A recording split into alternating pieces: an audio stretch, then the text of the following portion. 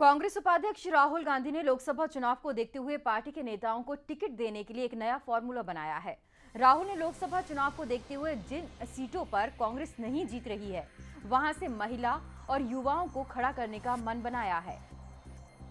तो एक नया पैंतरा आजमाने की कोशिश कर रहे हैं कांग्रेस के उपाध्यक्ष राहुल गांधी, जिन्होंने लोकसभा चुनाव को देखते हुए एक नई रणनीति बनाई है, एक नया फॉर्मूला बनाया है। इसके तहत राहुल गांधी लोकसभा चुनाव में जिन सीटों पर कांग्रेस उन्हें पिछड़ती हुई नजर आ रही है, वहां वो महिलाओं को या युवाओं को वोट देना ज्यादा बेहतर समझ रहे हैं। पार्टी के सांसदों पर भी एक रिपोर्ट तैयार की गई है।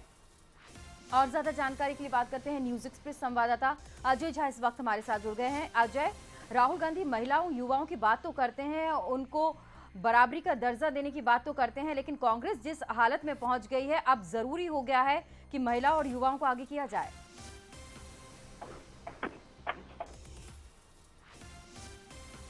अजय, आप तक मेरी आवाज पहुंच रही है? जी जी, अपना सवाल दोहराएं।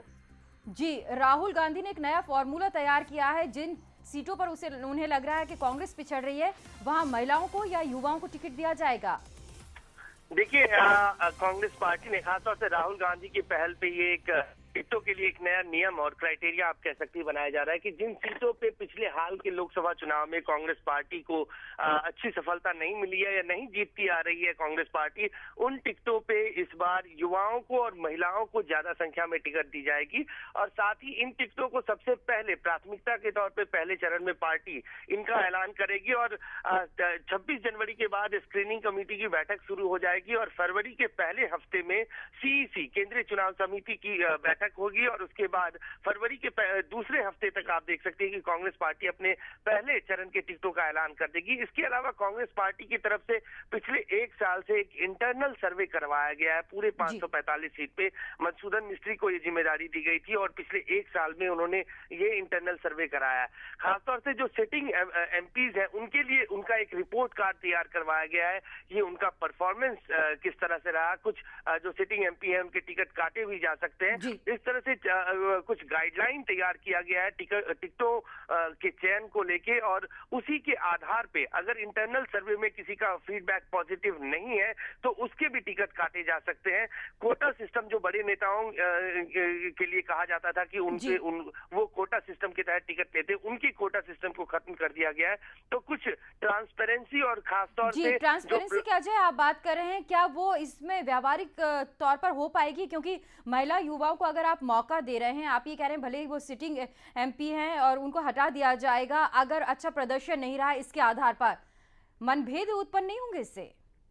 देखिए, सारे सिटिंग एमपी को नहीं हटाया जाएगा। एक परफॉर्मेंस कार्ड, एक रिपोर्ट कार्ड जो है इंटरनल सर्वे के आधार पे कांग्रेस पार्टी ने कराया है। अगर किसी का जो फीडबैक है वो नेगेटिव है, बहुत ज्यादा नेगेटिव है, तो ऐसे एमपी को ड्रॉप किया जा सकता है। लेकिन ज्यादातर जो सांसद है, वर्तमान सांसद है, उनको कैरी फॉरवर्ड किया जाएगा, उनको टिकट दिया जाएगा, बशर्ते कि उनका फीडबैक बहुत ज्यादा नेगेटिव न रहा हो। महिलाओं और युवाओं को उन सीटों पर कांग्रेस पार्टी उम्मीदवार बनाएगी जहां परंपरागत रूप से कांग्रेस पार्टी नहीं जीतती आई है। हाल के लोकसभा चुनाव में वहां पार्टी का परफॉर्मेंस अच्छा नहीं रहा है, उनको वहां पे जिम्मेदारी दी जाएगी, नए लोगों को जिम्मेदारी दी जाएगी और उनके टिकटों का ऐलान पहले फेज में किया जाएगा ताकि उनको ज्यादा से ज्यादा समय मिल सके चुनाव कैंपेन के लिए। जी बिल्कुल, कुछ नया तो करना ही होगा, क्योंकि कांग्रेस अगर अपना वजूद वहीं पर कायम रखना चाहती है तो नए फॉर्मूले कांग्रेस के उपाध्यक्ष लेकर आ रहे हैं। अजय, तमाम जानकारी के लिए आपका बहुत बहुत शुक्रिया।